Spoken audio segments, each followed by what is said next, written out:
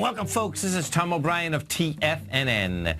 We go 5 days a week. We go 10 hours a day. We go 24 hours a day on the internet at TFNN.com. Always remember, folks, whatever you think about, you bring about. Whatever you focus on grows. Hope everyone had a great day, a safe day. Let's make it a great night, folks. This quote, now this is pretty wild, folks. I picked these quotes out of a deck.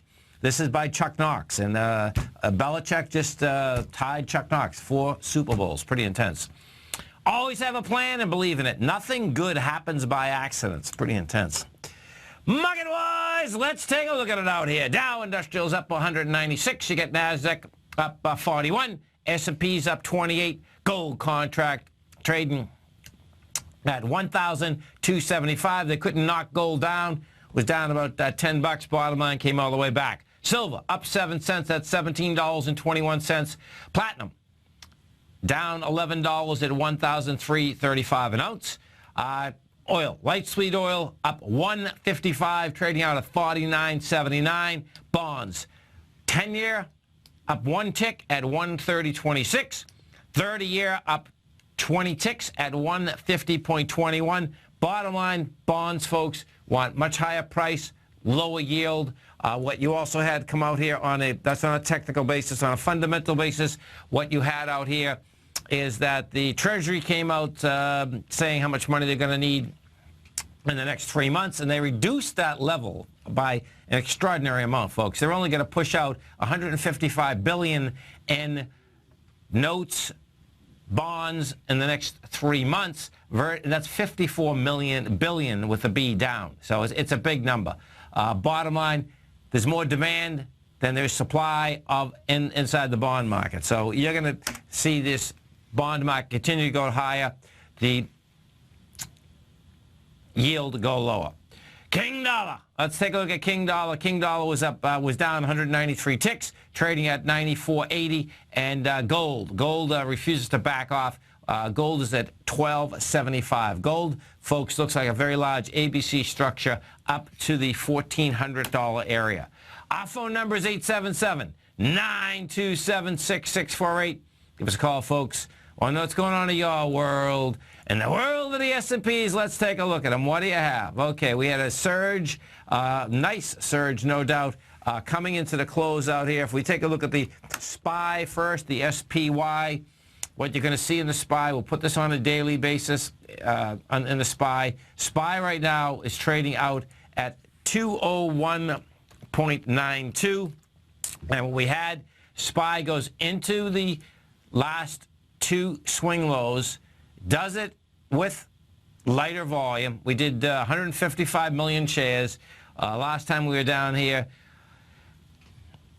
we did 192 in December, January, and in December we were into this area with a 197.86, which the SPY did hit today. It hit 197.86. That had 259 million. So you get into that level, rejected the lower price, and what that's going to set up is another bounce. I suspect the SPY we can get up to 204.29. We'll see whether that has the juice. That juice that we're talking about there, the SPY would have to increase in volume to about 170 million. That's how we came down. The NDX 100, we take a look at the 3 Qs, correlation inside the 3 Qs, kind of the exact same type of correlation. What the 3 Qs did out here today, 3 Qs got down to a price point of 99.75. We closed at 101. You did 41 million shares. Now, the 3 Qs had a slight expansion of volume, but you're still dealing with 51 million at the low that was established in January. You're dealing with 63 million, the low that was established in 2014. Oh, and it's Chuck Knoll, not Chuck Knox. Thank you. I like it. That's so funny. It's Chuck Knoll. Thanks. There we go. So when I said that quote earlier, folks, it was Chuck Knoll, not Chuck Knox. Thank you. IWM, the small caps. Let's take a look at the small caps. This is what we have inside the small caps. Small caps had an expansion of volume. It did reject lower price, so you're going to see some kind of a bounce out here. Bottom line, what you had is this. We did 43 million shares. today. That was going against 41 million shares from January. The small caps haven't reached the December 16th swing low yet, which is 113, and that was 62 million. But small caps also rejected lower price, but had higher volume. And what that sets up, bottom line is that you're going down and you'll test this lower low once again. Gold contract. What do we have with gold? Gold, folks, is the ever-ready bunny. And just like the bond market, gold wants higher price. And what we've had here, they've tried to smash the gold market down many times, one after the other after the other. What gold has done is this. Gold has set up a very large ABC structure on the way up. The 8-point on this is the 1173. Your B is up there at 1308. That's going to set up a 1400 A to B equals C to D. We'll see how she attacks the B point, which is 1308.80. The equities themselves, if you take a look at the XAU, the HUI, they also have rejected lower price, did it with lighter volume, and you got these ABC structures all over the place. And you remember something, an ABC structure, A to B equals C to D, those are straight line moves, folks. And what we've had thus far is this, is that when we come off the high in the XAU on January 21st, we hit that high with nice volume. You pop down into last Thursday with light volume, and the volume is expanding again as you're going up. And these are big ABC structures on the way up. 64 is your A point on the XAU. That was established on December 24th. Your B point was established on the 21st of January. The top of that B point is 83.22. And the volume characteristic up there, by the way, is 47 million. So we'll see if, in fact, that can get over the B point and it has the juice in order to get to higher price. King dollar. What do we have with King dollar? King dollar basically has been at highs for quite a while right now. We'll see how King dollar backs off.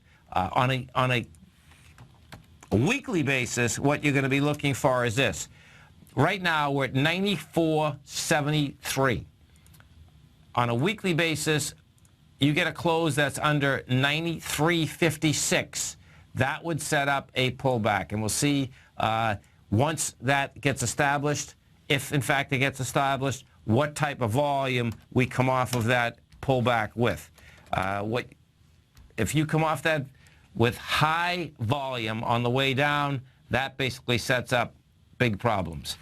Inside this gold market, what we also have is this, is that the each and every month, of course, actually comes out every week, the amount of buying and or selling inside the futures market. What was pretty impressive for the month of January is that there was more buying by 80%, this is, by institutions inside the futures market, inside the gold market.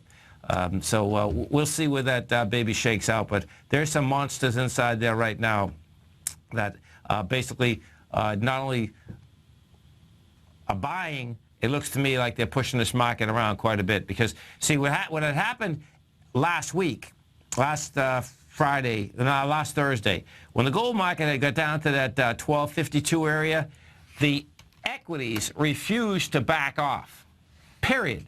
So what that was, I expect, you had the turnover from one contract to a forward contract, and what that was all about is basically trying to push the contract as low as possible to accumulate the most amount of physical metal contracts. That's how this baby seems to have been shaken out. Some of the high volume stocks in this market right now, Bank of America was up 31 cents. Apple was up at $1.47. You had Micron Tech. Micron Tech was down 83. Verizon was up $1.37. Qualcomm was up 307. Qualcomm, folks, of course, nice dead cat bounce. Qualcomm, you talk about toasted and roasted. This is an equity that no doubt came down hard, came down off of $81. Last week alone, it went from 72 to 62. It's trading up about $3 now. Big deal. All Qualcomm is doing is setting up a much larger ABC structure on the way down. This is Tom O'Brien. This is TFNN. Dow Industrials finished up 196. You had the NASDAQ up 41. S&Ps are up 28. You stay right there, folks. Somebody coming right back.